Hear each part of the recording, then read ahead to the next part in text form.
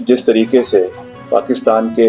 Army chief ने भारत के खिलाफ जहर उगला और उसके बाद पाकिस्तान द्वारा जो आतंकी हमला कश्मीर में हुआ वो पूरी दुनिया ने देखा। और उसके बाद कुछ ही दिन बाद अमेरिका के राष्ट्रपति आसिफ मुनीर को लंच पर व्हाइट हाउस में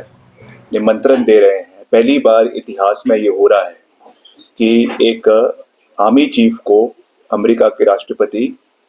जो है लंच पर बुला रहे हैं। पहले भी मिले हैं, चाहे वो जो है जिया उल हक हो या परवेज मुशर्रफ हो या जो और राष्ट्रपति रहे, मगर वो राष्ट्रपति की कैपेसिटी में मिले हैं, वो आर्मी चीफ की कैपेसिटी में नहीं मिले हैं। तो मैं समझता हूँ कि ये बहुत दुर्भाग्यपूर्ण है और भारत सरकार को इसका कड़ा संज्ञान लेने की आवश्यकता है, क्योंकि आज बेशक ये कहा जा रहा है कि ईरान के लिए उनको एयर बेसिस चाहिए और इसलिए ये बैठक हो रही है, मगर हमें इतिहास के पन्नों में भी जाने की आवश्यकता है। और जो 70 के दशक में जिहाद अफगानिस्तान के अंदर चला था और उसमें जिस तरीके से जो जिहादी वहाँ पर तैयार किए गए अमेरिका और पाकिस्तान के द्वारा, और उसके बाद जब अफगानिस्तान में तख्ता पलट हुआ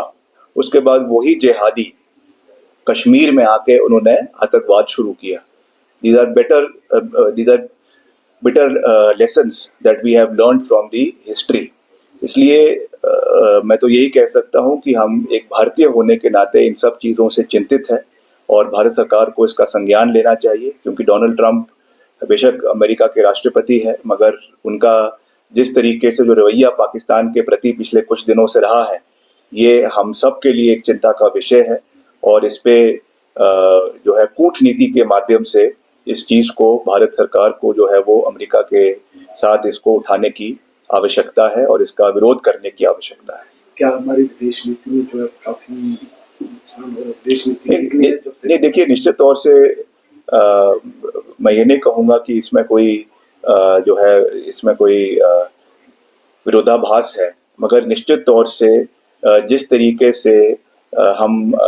कहते हैं कि अमेरिका हमारा स्ट्रेटेजिक अलायंस पार्टनर है और फिर इस तरीके के बयान राष्ट्रपति के द्वारा आना, मैं समझता हूं कि वो देश हित में नहीं है। हालांकि ये जो कार्य है ये केंद्र सरकार के कार्य अधिकार क्षेत्र में आता है, मगर एक कंसर्न्ड जो है सिटीजन होने के नाते ये हमारा दायित्व बनता है कि हम इन विषयों के ऊपर चर्चा करें, इनके ऊपर बात करें और जो है इसका संज्ञान लेने के लिए केंद्र सरकार से निवेदन करें।